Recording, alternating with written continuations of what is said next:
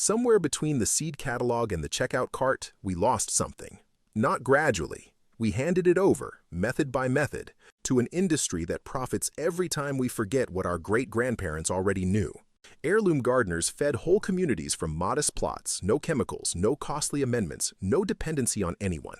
After years of digging through old farming records, homestead journals, and the living knowledge of seed-saving communities, village. I've pulled together 12 of the most valuable methods that quietly disappeared and are absolutely worth bringing back. Number 7 is one that modern gardening culture has nearly erased entirely, and it may be the most effective of them all. Stick around to the end, because the bonus method I'm saving for last rewrites everything you think you know about feeding your soil. I'll be honest with you about something I don't love admitting.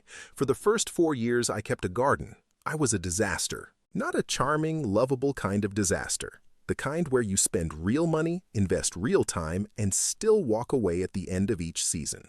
With wilted plants, cracked tomatoes, and a compost bin full of things that were supposed to be dinner. I did everything the modern gardening world told me to do. I bought the bags, the pH meters, the raised bed kits that arrived in flat pack boxes, with instructions that somehow made a rectangle feel complicated. I followed YouTube channels, joined forums, and subscribed to seed newsletters. I color-coded a planting calendar I found on Pinterest. I treated gardening like a project to be optimized, and every year something failed. Sometimes everything failed.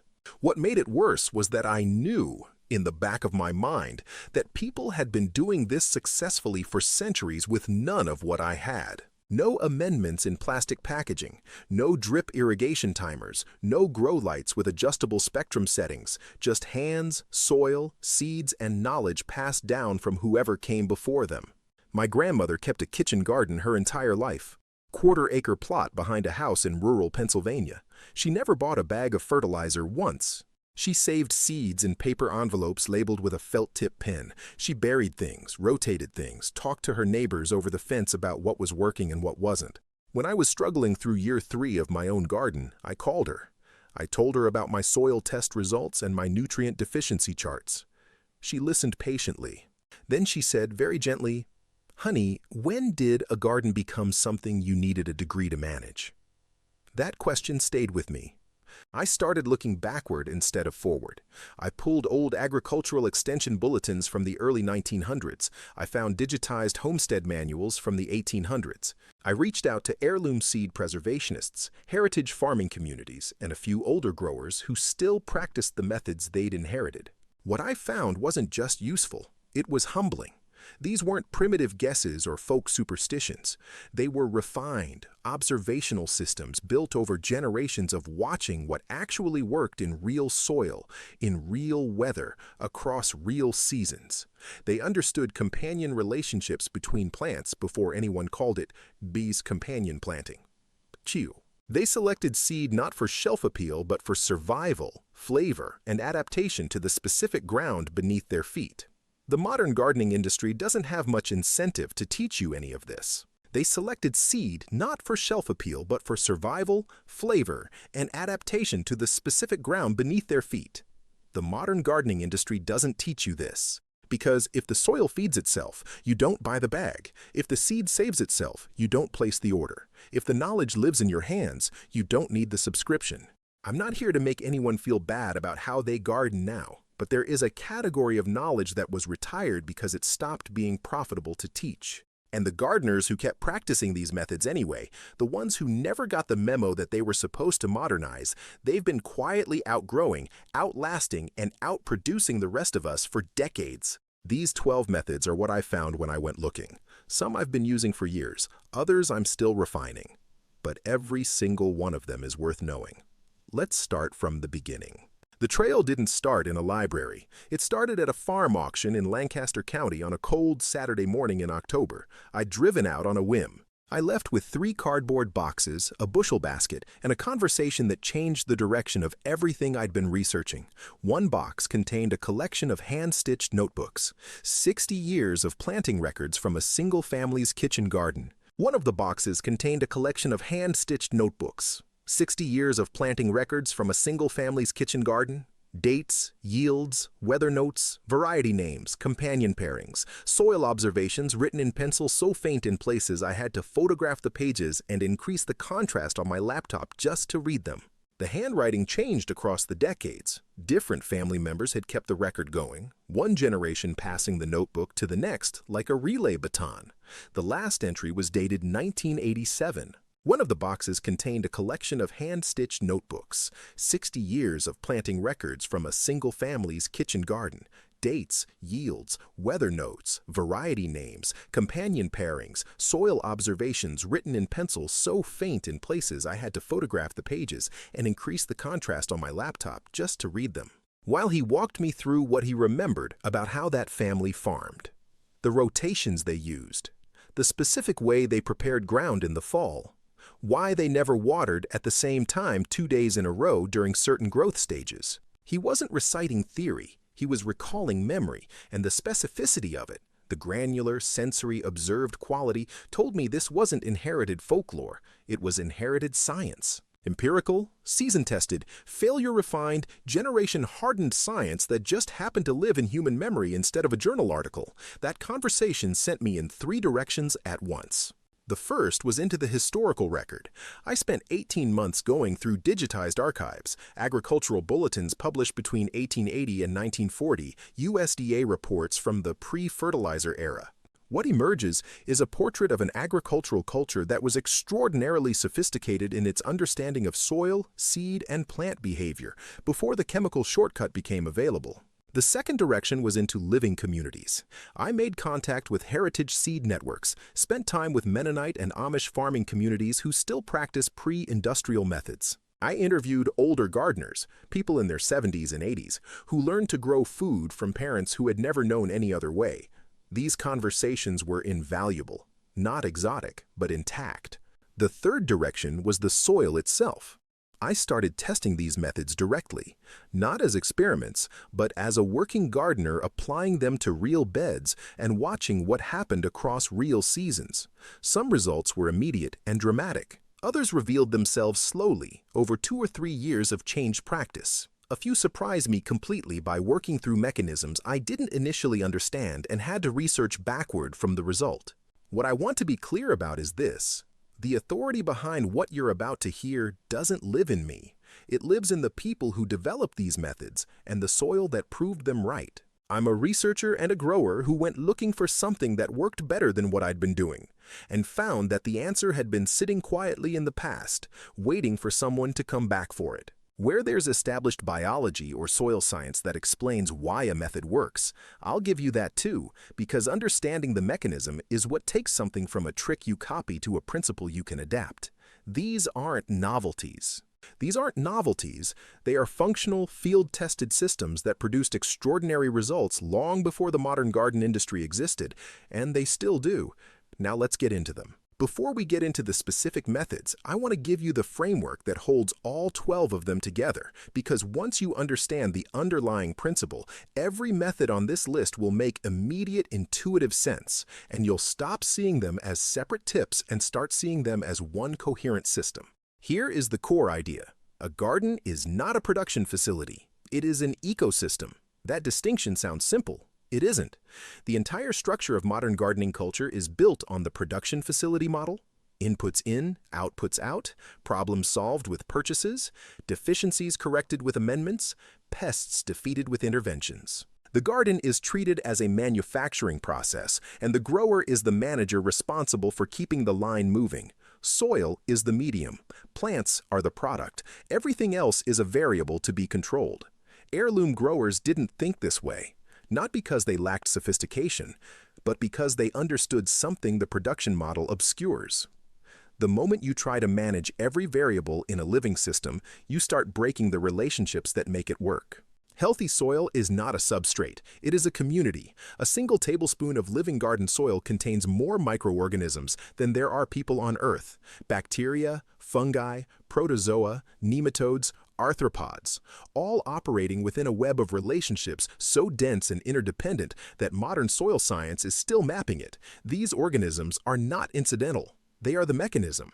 They extend root systems through fungal networks that reach water and minerals no root could access alone.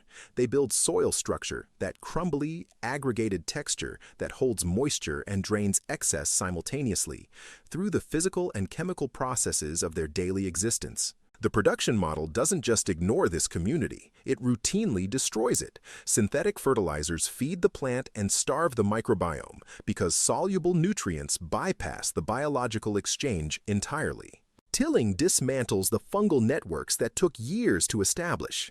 Pesticides, including many organic certified ones, decimate the insect and microbial populations that keep the system in balance.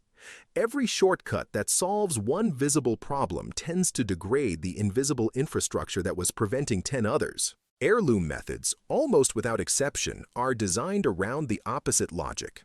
They work with the biological community rather than substituting for it. Feed the soil and let the soil feed the plant. Disturb as little as possible and let structure build itself.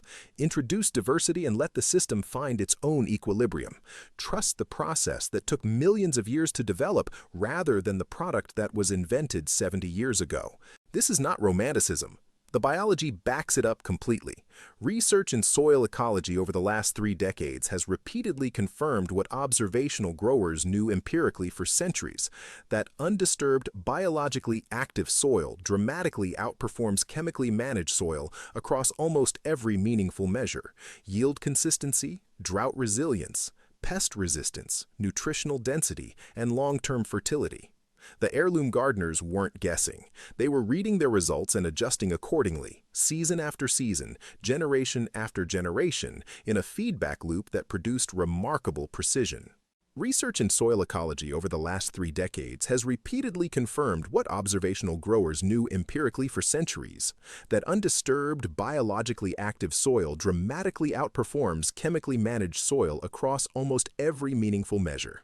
Yield consistency, drought resilience, pest resistance, nutritional density, and long-term fertility. Heirloom kitchen gardens looked chaotic by modern standards: interplanted beds, mixed varieties of the same crop planted at staggered intervals, flowers running alongside vegetables, herbs threading through everything. This wasn't a lack of planning, it was the plan. The third principle: the seed knows things you don't.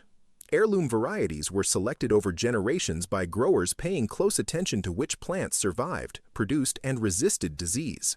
This is truest adaptation. An heirloom tomato variety that has been grown and saved in a particular region for 100 years carries within its genetics a relationship with that environment that no hybrid, however carefully designed, can replicate. It has already solved problems that the hybrid hasn't encountered yet. These 3 principles: ecosystem over factory, diversity over monoculture, adapted seed over engineered seed, underpin every single method you're about to see. You don't have to adopt all 12 at once. You don't have to abandon everything you currently do. But if you hold these ideas in mind as we go through each method, you'll understand not just what to do, but why it works. And that understanding is what transforms a technique you follow into a skill you own. All right, let's get into the 12 methods. Method 1, chop and drop mulching. The first method costs nothing, takes about 4 minutes, and most gardeners throw away the raw material every time they walk through their garden. Chop and drop is exactly what it sounds like. Instead of removing plant trimmings and carrying them to a compost bin, you cut it and drop it directly on the soil surface where you're standing. Leaves, stems, spent flower heads, all of it goes down. What happens next is invisible but profound. Fungi colonize it from below. Soil organisms pull it downward incrementally. Earthworms process it at the boundary layer. Within weeks, the surface litter is actively feeding the biological community in the top inches of soil, precisely where the majority of root activity and microbial exchange happens. The results compound quickly. Soil moisture is retained under the layer, reducing water needs significantly during dry spells. Weed germination is suppressed without any intervention. Soil temperature is moderated in both directions, cooler in summer heat, warmer through early cold snaps. And the slow, continuous input of organic matter builds that dark, crumbly soil structure that every gardener recognizes as the mark of genuinely healthy ground. Heirloom growers never separated the garden from its own debris. They understood that the plant's waste was the soil's income. Method 2. Seed saving by selection. Not just saving. Most people who save seeds save them casually. They pull the biggest tomato, scoop the seeds, dry them, and call it done. This produces viable seeds, but not better seeds. Heirloom growers understood that seed saving was a selection practice. Every time you choose which plant to save seed from, you are voting for a trait. Save from the first plant to fruit, and you select for early production. Save from the plant that survived a drought without wilting, and you select for water resilience. Save from the variety that shrugged off the blight that took everything else, and you select for disease resistance. Over generations, this intentional selection produces a variety that is specifically adapted to your soil, your climate, your microclimate, and your growing conditions. This is why a tomato variety saved by the same family in the same valley for 60 years will outperform any commercial equivalent. The seed has been refined by attention. Identify the single best performing plant each season. Best by whatever metric matters to you: yield, flavor, timing, resilience. Save seed only from that plant. Do this consistently for 3 to 5 years, and you will have a variety measurably better in your garden than anything you could purchase. Before we get to method 3, if you're finding this useful, go ahead and hit subscribe. I put out practical, research-backed growing content regularly, and this is the best way to make sure you don't miss it. It genuinely helps. Now, method 3. Method 3, deep autumn planting of alliums. Garlic is the most obvious example here, but the principle applies broadly to the entire allium family. Heirloom growers planted their alliums in the deep of autumn, not at the edge of the season, but well into it, sometimes in ground that had already experienced its first frost. Modern instructions tend to recommend planting before the ground freezes, as if the goal is to sneak the bulb in before winter arrives.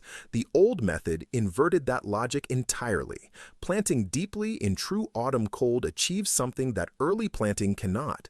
It forces an extended vernalization period, a sustained exposure to cold that triggers the internal chemistry the plant needs to develop its full bulb structure the following season. Bulbs planted too early skip or shorten this cold conditioning, producing smaller, less complex bulbs with shorter storage life. The deeper element matters too. Heirloom growers consistently planted alliums deeper than modern guides recommend, often 6 to 8 inches rather than the standard 3 or 4. The deeper element matters too. Heirloom growers consistently planted 6 to 8 inches deep rather than the standard 3 or 4. The deeper placement insulates the bulb through freeze-thaw cycles and encourages a stronger root system. Method 4. Companion planting as pest infrastructure, not folklore. Companion planting has a reputation problem. It got absorbed into the softer end of gardening culture and re-emerged as a collection of feel-good suggestions. Carrots love tomatoes, that kind of thing. Disconnected from any coherent rationale, many serious growers have dismissed it entirely. That dismissal throws out something genuinely powerful. Heirloom companion planting wasn't a list of pairings. It was a habitat strategy. The goal was to create conditions that support predatory and parasitic insects, the ones that feed on the pests causing damage. Parasitic wasps, ground beetles, lacewings, these insects are extraordinarily effective pest controllers. But they require specific conditions to establish: nectar sources for adult feeding, structural diversity for shelter, and undisturbed ground for overwintering. The heirloom kitchen garden provided all of this. The mixed plantings and flowering herbs made the garden self-defending over time. Pest pressure didn't disappear overnight. It declined steadily, season after season, as the beneficial population grew and stabilized. Allow flowering plants, particularly those in the carrot family like dill, fennel, and cilantro allowed to bolt, to grow throughout your vegetable beds rather than segregating them. The results won't be dramatic in year 1. By year 3, you will notice the difference. Method 5. The permanent bed system. Somewhere in the last century, digging became synonymous with dedication. The gardener who turned the most soil was the gardener who cared the most. It was a visible, satisfying act, all that dark earth overturned, fresh and clean, ready for a new season. It also, we now understand, caused tremendous damage to the very thing it was supposed to improve. Heirloom growers largely didn't till their kitchen garden beds seasonally. They established permanent growing areas and kept them permanent. Defined edges, consistent dimensions, paths that never changed, beds that were never walked on and therefore never compacted. The soil within those beds was worked only minimally and only at the surface when necessary. What they were protecting, without necessarily knowing the biological term for it, was the mycorrhizal network. Mycorrhizal fungi form symbiotic relationships with plant roots, extending their reach dramatically, exchanging minerals and water for carbon, and connecting neighboring plants through underground networks that transfer nutrients and even chemical distress signals between root systems. This network takes years to establish at meaningful density. A single tilling event destroys it in an afternoon. The permanent bed system preserves it across seasons and decades, allowing the fungal infrastructure to grow increasingly complex and beneficial over time. The practical structure is simple.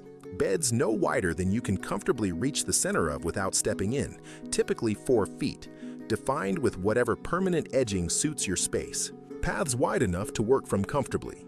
Once established, you add organic matter to the surface, plant into the surface, and remove from the surface. The soil beneath does the rest, and it does it better every year. Method 6. Foliar feeding with fermented plant extracts. This method is where heirloom practice starts to look almost alchemical to the modern eye, until you understand the chemistry, at which point it looks like sophisticated precision nutrition delivered at exactly the right moment. Fermented plant extracts are made by packing fresh plant material into a container, with water and a small amount of sugar or molasses, sealing it loosely and allowing it to ferment for 10 to 14 days. The plants most commonly used by traditional growers were comfrey, nettle, horsetail, and yarrow, each for specific reasons related to their mineral content. Comfrey is extraordinarily deep-rooted, pulling potassium, phosphorus, and trace minerals up from soil layers that most plants never reach. Nettle is dense with nitrogen, iron, and silica. Horsetail is exceptionally high in silica, which strengthens cell walls and improves resistance to fungal disease. Yarrow activates biological processes in soil and stimulates root development in ways that are still being studied.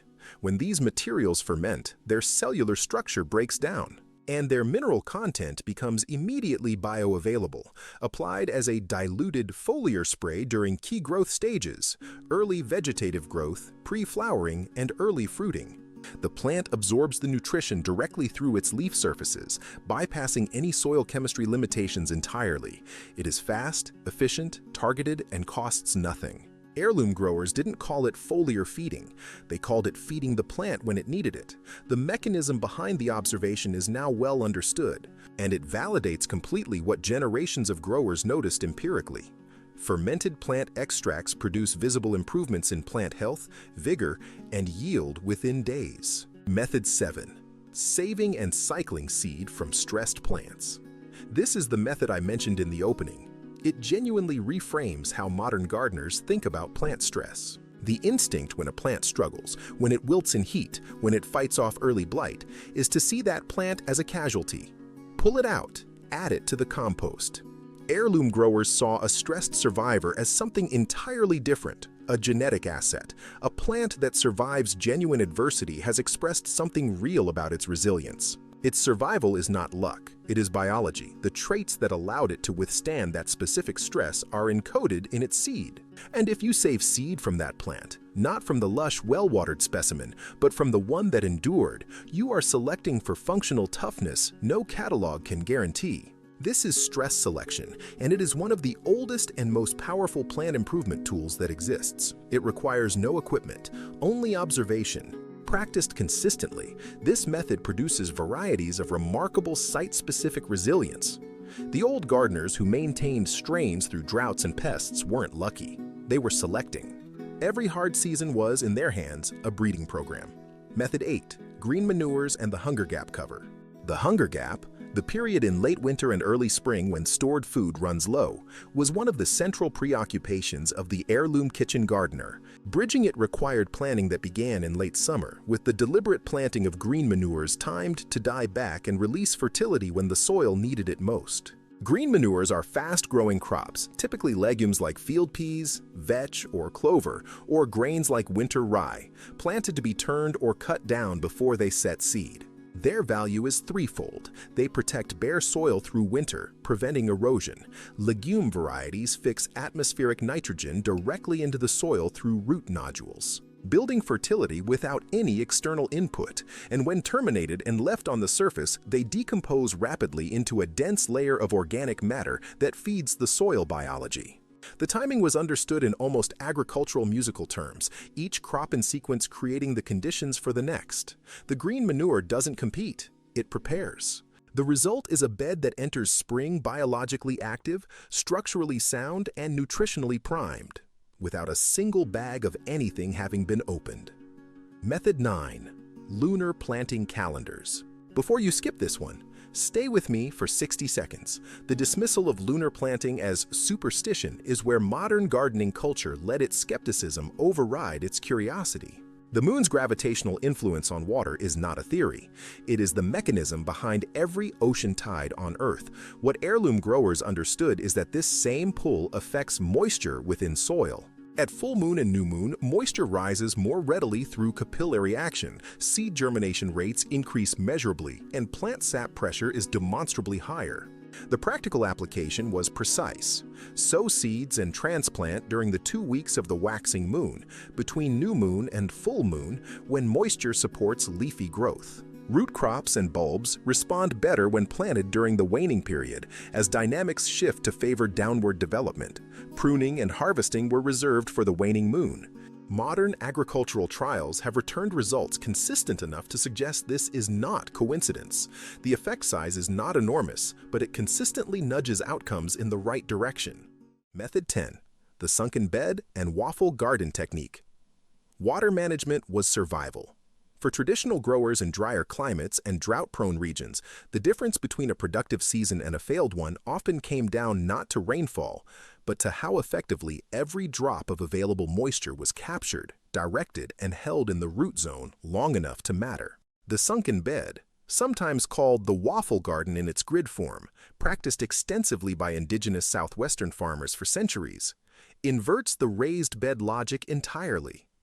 Rather than building soil upward above grade, the growing area is excavated slightly below the surrounding ground level, creating a shallow basin that catches and holds rainfall and irrigation water directly over the root zone, rather than allowing it to run off the sides. The effect on water efficiency is dramatic. A sunken bed can require up to 50% less water than an equivalent raised or flat bed growing the same crops under the same conditions, because every drop that falls into the basin stays there until the soil absorbs it.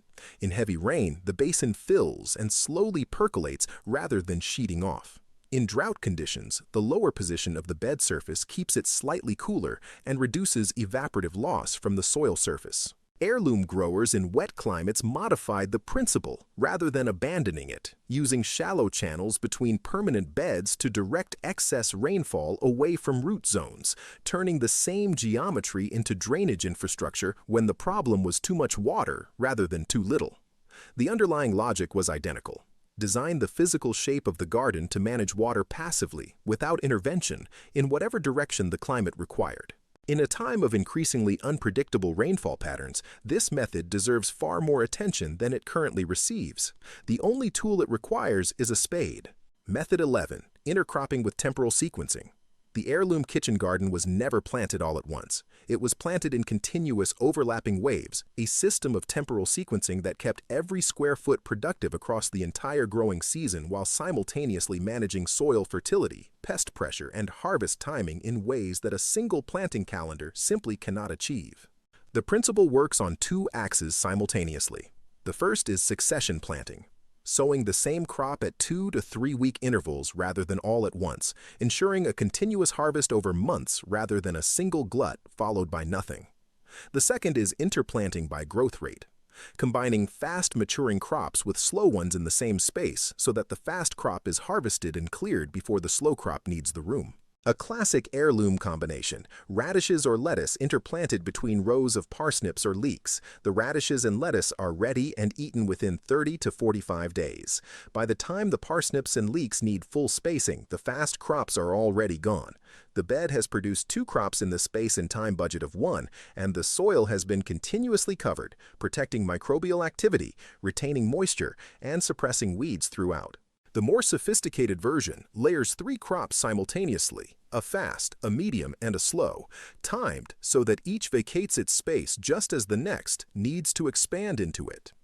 Traditional growers planned this sequencing the way a conductor plans an orchestra, every section entering and exiting at precisely the right moment, the whole performance continuous and uninterrupted from first frost to last. Modern block planting, one crop, one bed, one season, leaves enormous productivity on the table. The heirloom system uses the same ground to do 3 times the work, while actively improving rather than depleting the soil it grows in. Method 12. The living mulch system. The final method is perhaps the most elegant of all 12, because it doesn't add a task to your gardening practice.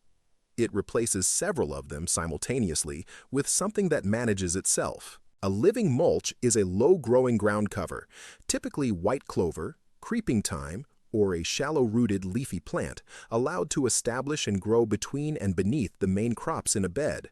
Unlike bare soil mulched with straw or wood chips, the living mulch is dynamic. It grows, fixes nitrogen if it's a legume, flowers to support beneficial insects, suppresses weeds through direct competition, and keeps the soil surface biologically active at all times. Heirloom growers understood that bare soil, even mulched bare soil, is ecologically speaking a wound. The natural state of productive ground is covered. Something is always growing. Something is always feeding the community below. The living mulch system honors that reality rather than fighting it. The management requirement is minimal. The ground cover is kept trimmed rather than eliminated, cut back when it encroaches too aggressively on the main crop, allowed to flower briefly in rotation to support beneficial insects, and turned into the bed at season's end as a green manure contribution. It is simultaneously weed suppression, fertility building, insect habitat, and soil protection. 4 separate tasks collapsed into one self-managing system. The first season requires some patience while the ground cover establishes. By the second season, the combination of reduced weeding, improved soil structure, and increased beneficial insect activity makes itself felt in every part of the garden. By the third, the bed is operating with a level of biological self-sufficiency that would have been entirely familiar to the heirloom gardeners who built this system, and feels, to the modern gardener experiencing it for the first time, nothing short of remarkable. I promised you a bonus at the beginning of this video, something saved for the end that would reframe how you think about feeding your soil. Here it is. It doesn't have a catchy modern name. Heirloom growers didn't brand it. They simply called it putting the garden to bed. And it was, in their practice, the single most important thing they did all year. More important than what they planted. More important than how they watered. More important even than the seed they selected. It was what they did in the 30 days after the last harvest and before the first hard freeze. In that window, while the modern gardener is clearing debris, pulling stakes, and mentally checking out until spring, the heirloom gardener was doing the opposite of clearing. They were layering. Every spent plant that wasn't diseased went back onto the beds. Every fallen leaf from surrounding trees was gathered and added. Compost was spread thickly, not dug in, simply laid across the surface. Green manures were already growing from a sowing 6 weeks prior. Wood ash from the season's fires was scattered sparingly across the surface for potassium and trace minerals. Crushed eggshells saved across the year were worked into the top inch. Any animal manure available was applied and left to weather through winter. The bed was then left entirely alone. What happens in that layered bed over winter is not dormancy, it is transformation. The biological community beneath the surface does not shut down in cold. It slows, but it continues to work, processing the organic inputs above it into increasingly refined soil material. Freeze-thaw cycles break down the coarser layers. Earthworms move through the lower depths, redistributing fertility. Fungal threads extend through the entire profile, binding particles together into the structured aggregates that give healthy soil its characteristic texture. By the time the ground is workable in spring, a bed prepared this way has done months of fertility building work without any additional input, any purchased amendment, or any effort beyond what was done in that 30-day autumn window. The difference in early spring growth between a bed prepared this way and one left bare through winter is visible within the first 2 weeks of planting, the kind of visible that makes you rethink every previous season and wonder how much you left on the table. The heirloom gardeners understood something that runs completely counter to the modern impulse to clean up, clear out, and start fresh. The end of the season is not the end of the garden's work. It is the beginning of the most important work the garden does. Your job is simply to give it the right materials and then get out of the way. That is the bonus. And if you carry nothing else from this video into your next growing season, carry that. What strikes me most, after all the research and all the seasons of direct practice, is not how complicated these methods are. It's how simple they are, how coherent, how completely they hold together as a single integrated way of thinking about the relationship between a gardener, a garden, and the living system beneath the soil surface. The modern gardening industry will continue to sell you the next product, the next amendment, the next tool that promises to solve the problem that the previous product quietly created. That is the nature of the model. You are not obligated to keep participating in it. The knowledge in this video is free. It has always been free. It was only ever lost because nobody stood to profit from its preservation. Consider this a small act of recovery. Now I want to hear from you. And I mean this genuinely, not as a formality. Which of these 12 methods are you most surprised you hadn't heard of before? Drop it in the comments below. I read everyone, and the answers genuinely shape what I research and cover next. If this video gave you something worth keeping, hit the like button. It is the single most effective way to make sure this kind of content reaches other gardeners who are looking for exactly this. And if you haven't subscribed yet, now is the right moment. There is a great deal more of this kind of research-backed, historically grounded growing content coming, and the gardeners who find it tend to be the ones who are already looking for it. Thank you for watching the whole way through. Go put something in the ground.